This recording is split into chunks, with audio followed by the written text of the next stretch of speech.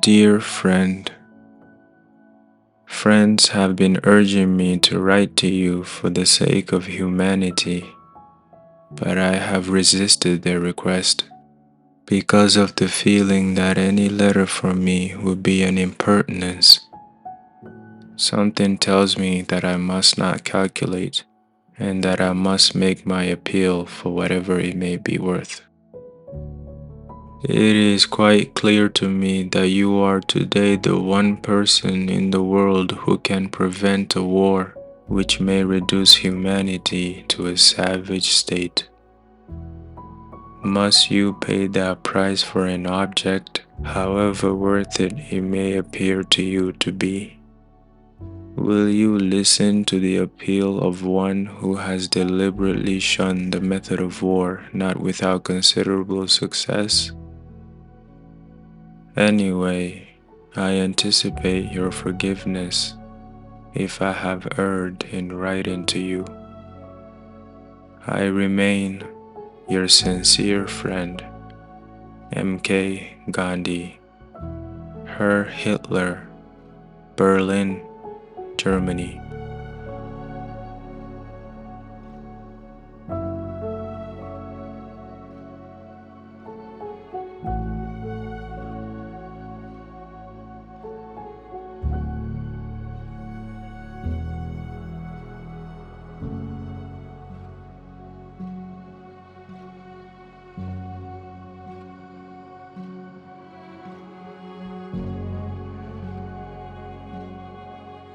Dear friend, that I address you as a friend is no formality. I own no foes. My business in life has been for the past 33 years to enlist the friendship of the whole of humanity by befriending mankind, irrespective of race, color, or creed.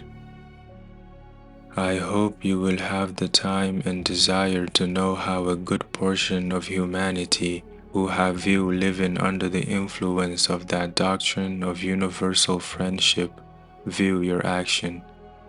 We have no doubt about your bravery and devotion to your fatherland, nor do we believe that you are the monster described by your opponents. But your own writings and pronouncements and those of your friends and admirers leave no room for doubt that many of your acts are monstrous and unbecoming of human dignity, especially in the estimation of men like me who believe in universal friendliness. Such are your humiliation of Czechoslovakia, the rape of Poland, and the swallowing of Denmark.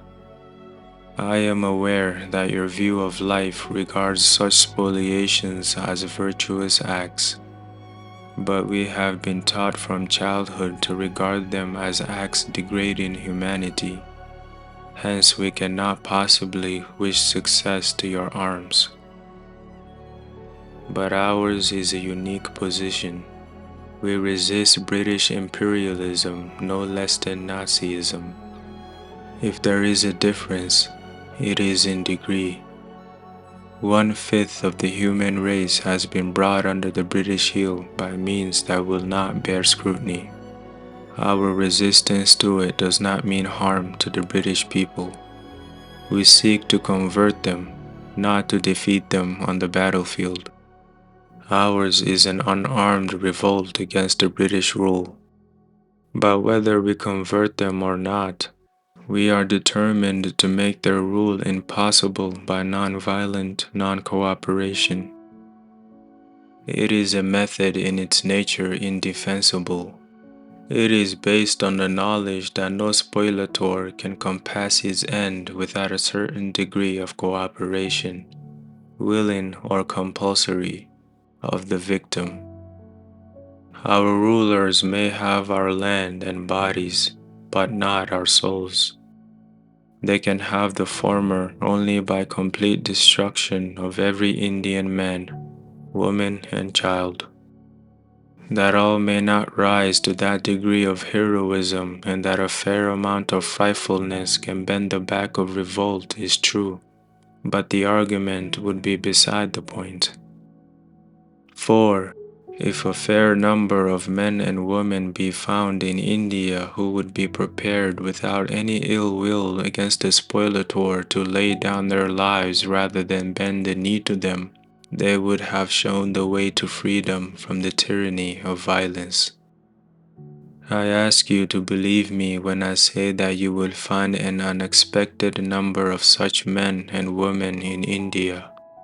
They have been having that training for the past 20 years.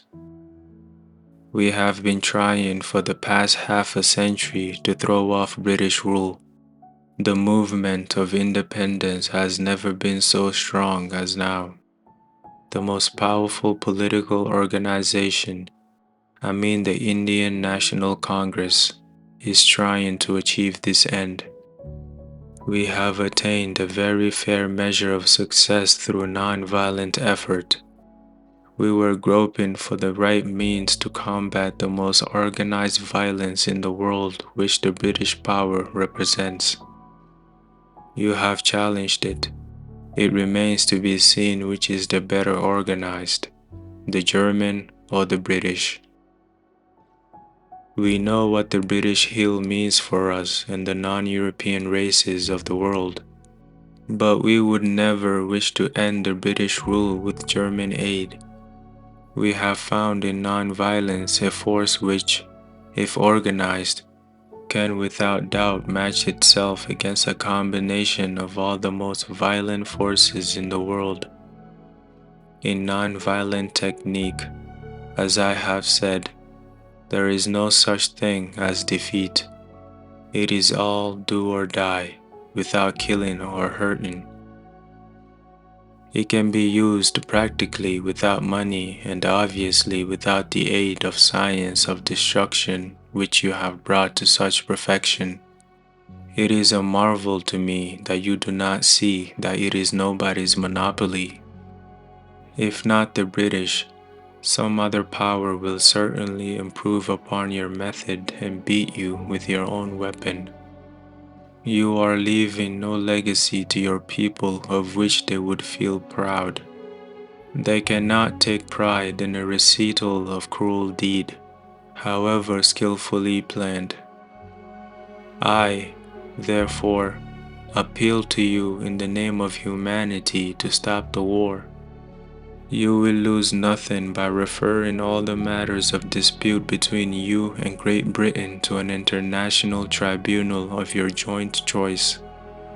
If you attain success in the war, it will not prove that you are in the right.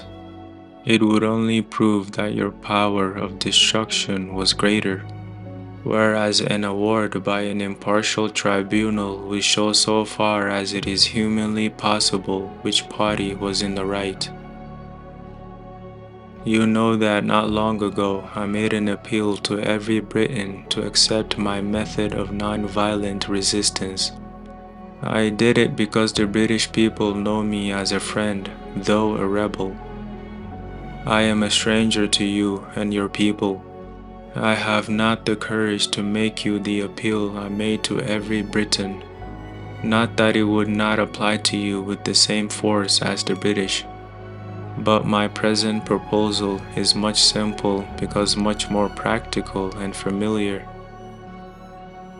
During this season, when the hearts of the people of Europe yearn for peace, we have suspended even our own peaceful struggle. Is it too much to ask you to make an effort for peace during a time which may mean nothing to you personally, but which must mean much to the millions of Europeans whose dumb cry for peace I hear? For my ears are attended to hearing the dumb millions.